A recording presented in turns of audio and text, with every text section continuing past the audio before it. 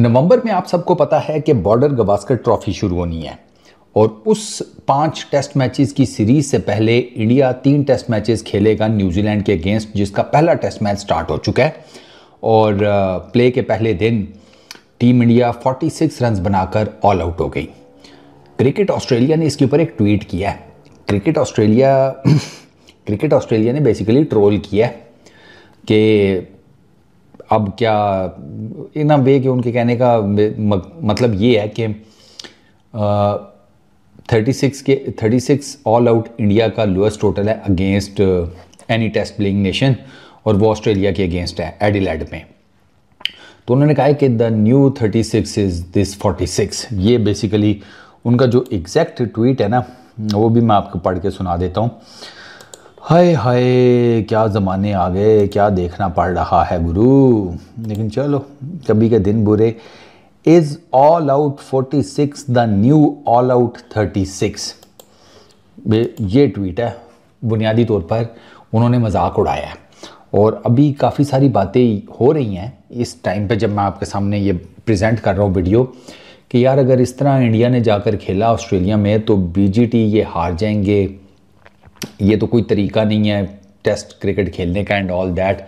रोहित शर्मा को काफ़ी क्रिटिसाइज़ किया जा रहा है कि इतनी, जिसे कहते हैं आइडियल बॉलिंग कंडीशंस में पहले बैटिंग करने का ये क्या तुक बनती है। आइडियल बॉलिंग कंडीशंस मैं आपको पहले भी कई दफ़ा बता चुका हूँ, दोबारा बता देता हूँ।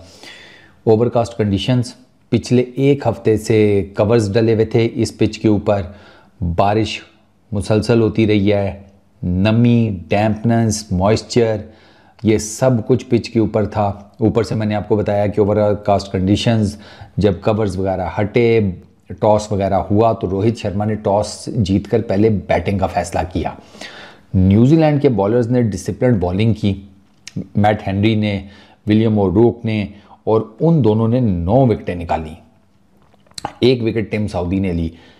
इन न्यूजीलैंड के स्पिनर्स या किसी और मीडियम पेसर बॉलर को तो मौका ही नहीं मिला। इन 3 ने ही, जिसे कहते हैं, सारे का सारा धंधा जो है वो गोल कर दिया फॉर टीम इंडिया। ठीक है, ये टीम इंडिया का जो 46 रन्स के ऊपर टीम इंडिया की, जिसे कहते हैं, इनिंग्स का खात्मा हुआ, ये तो अब आपको पता चल गया होगा। इंडिया के अंदर टीम इंडिया का अपना लोएस्ट टोटल है। टोटल टीम इंडिया ने ना 31 ओवर खेले, 32 ओवर की सेकंड बॉल के ऊपर इनिंग समाप्त हो गई थी। 31.2 ओवर्स, 1.46 का रन रेट बनता है ये टीम इंडिया का। 4 इसमें एक्स्ट्राज हैं, 1 leg bye, 1 no ball, 2 wides, और 46 के ऊपर इनिंग्स का खात्मा। ये मतलब बड़ा ना ह्यूमिलेटिंग वे में फील किया जा रहा है इंडियन क्रिकेट फैंस की तरफ से। और इन पर्टिकुलर, अब एक तो चलो परफॉर्मेंस तो हो ही गई, लेकिन उसके ऊपर जो वो ट्रोल किए जा रहे हैं, जैसे माइकल वॉन ने ट्रोल किया इंडियन क्रिकेट फैंस को, क्रिकेट ऑस्ट्रेलिया कर रहा है, तो उससे ना, जिसे कहते हैं, सारे मामले में ना मज़ीद गर्मी पैदा हो गई है। और ये नेचुरल है, ये ऑब्वियस है। ऑस्ट्रेलिया ने तो करना ही करना था ट्रोल, क्योंकि आगे 5 टेस्ट मैचेस टीम इंडिया ने खेलने जाना है और वो चाहते हैं कि भैया टेस्ट क्रिकेट जब शुरू हो तब हो, पहले से प्रेशर बना दो। ऑस्ट्रेलियन टैक्टिक्स ये आज के नहीं है, ये पुराने हैं। वो पहले से ही बयान ऐसे देने शुरू कर देते हैं, सोशल मीडिया के ऊपर इस किस्म की पोस्ट लगाएंगे, ट्वीट्स करेंगे, ठीक है, ग्राफिक्स लगाएंगे, कि जिससे ना वो जो टूरिंग टीम होती है और वो बड़ी टीम हो तो उसको ना वो ट्रोल करते हैं, उसको ना अंडर प्रेशर लाने की कोशिश करते हैं। तो ये all out 46 is the knew all out 36, ये बेसिकली उसी चीज़ की एक कड़ी है कि पहले से प्रेशर बना दो। क्योंकि 5 टेस्ट मैचेस की बॉर्डर गवास्कर ट्रॉफी में 2017 के बाद से इंडिया नहीं हारा। 4 मरतबा ये सीरीज़ खेली गई है इन दोनों टीम्स के बीच में। 2 मरतबा इंडिया ऑस्ट्रेलिया गया है, 2 मरतबा ऑस्ट्रेलिया इंडिया आया है। इन चारों सीरीज़ में टीम इंडिया ही जीती है 2-1 से। ये 4 टेस्ट मैचेस की सीरीज़ होती थी, ठीक है, 2-1 से इंडिया जीतता रहा है। इस दफ़ा 5 टेस्ट मैचेस की सीरीज़ है और इसी वजह से हाइप ज़्यादा है। अब ज़ाहिर बात है, जब हाइप होगा तो प्रेशर भी क्रिएट होगा, फिर बातें भी होंगी, फिर ऊपर वाला, जिसे कहते हैं, एज लेने की भी कोशिश की जाएगी, टांग रखने की भी ऊपर कोशिश की जाएगी, ये सब कुछ चलेगा।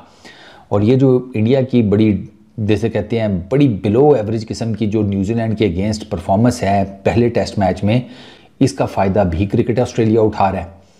अब कहने को तो चलो ठीक है कि एक बुरा दिन, बुरी परफॉर्मेंस हुई, एवरी पॉसिबिलिटी कि टीम इंडिया शायद ये टेस्ट मैच हार भी जाए, लेकिन क्या इस एक टेस्ट मैच के हारने से टीम इंडिया के ओवरऑल जो उनकी परफॉर्मेंसेस हैं पिछले 10-11 सालों से, उस पर कोई फ़र्क पड़ेगा? वो तो पार्ट ऑफ हिस्ट्री हो गया, वो डोमिनेंसी तो रिकॉर्ड बुक्स में लिखी जा चुकी है। 18-19 सीरीज़ हो गई हैं, शायद 20 के करीब हो गई हैं कि भाई टीम इंडिया के अंदर नहीं हार रही। 2012-13 के बाद लास्ट टाइम इंग्लैंड ही था जिसने इंडिया के अंदर टेस्ट सीरीज़ हराई थी।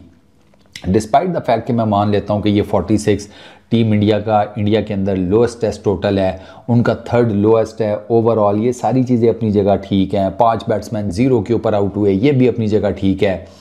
उनसे बॉलिंग भी टीम इंडिया से खास नहीं हुई।